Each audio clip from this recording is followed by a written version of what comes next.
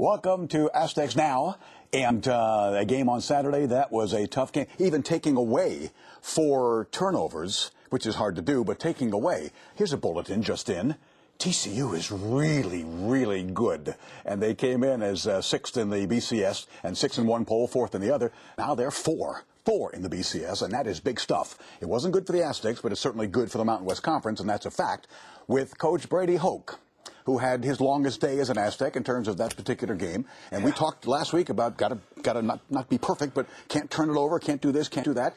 And, of course, with those turnovers, that was difficult. Well, you know, we played in a short field for a while there. You know, we started off and didn't have a great kickoff return, and then we go 2 plays and we have consecutive penalties. So you get moved back and you put your offense in a tough situation and don't exactly punt the ball the way we'd like to. And they get a short field, they get a quick score, and we just didn't start the game the way we'd like to have, Ted. And, you know, I thought we flinched a little bit as a team, which we can't do that. We're not going to play safe, and we're not going to play that way. And there have been drop passes that they've been, I think, minimized very much so the last few games. And Stahovich, I mean, nobody can complain about this. Guy comes in 5th in the country.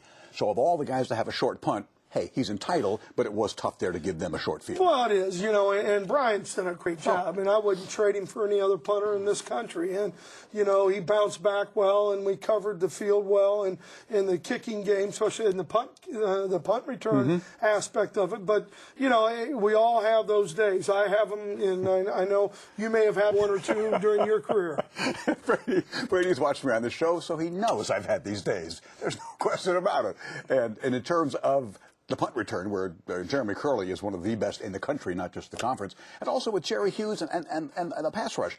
I thought, I mean, your set came when their second team was in and Hughes was out, that overall you guys protected Ryan Lindley well. Well, I thought Coach Borges had a great plan, and part of that plan was to give Jerry Hughes different looks and trying to give Pete Nelson a little help. Pete did a great job on his own, but, you know, we did some things to help turn the protection to him or put a back on him and really make him a thinking man's defensive end. And when you can slow a guy down, then it's going to help your offense. Your analysis, and I know a lot of times people will see a performance and coaches will say, I got to look at the film, and they'll say, oh, yeah, that's just a cliche. But you do look at it. In assessing Ryan Lindley's performance within the offense, give me that of your assessment. Well, breaking the film down. I think Ryan will tell you there's a couple throws that he needs to be a little more on mark. I think one of the biggest things that happened this week is they had such tight coverage, and they were guys that could take away the open areas, their team speed, and the way they play back there. So it became a little more difficult. But,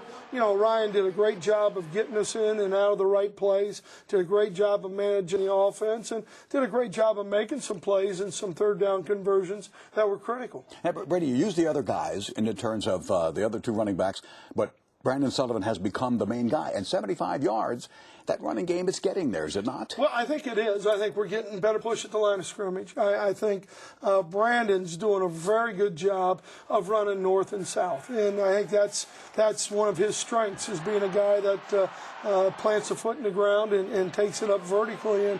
And the other thing Brandon does so well is he does a great job in protecting for Ryan. I mean, when he's called to pass protect blitzing linebackers or get the edge of the defense, he does a great job. And in fact, I remember we sat here after the Colorado State game, a big win for the Aztecs, and all this other talk about Ryan's enormous day and DeMarco Sampson's enormous day. But you mentioned to me, this Brandon Sullivan picked up blitzes for us, big time. Well, he did. And he did the same thing the other day, you know, and TCU's not a real blitz team by any means, but, you know, he helped out on chipping on some guys and just being a presence in there. We mentioned Stahovich because your special teams, their special teams are terrific. Yours are too, because you've had Stahovich, who's been as good as they get.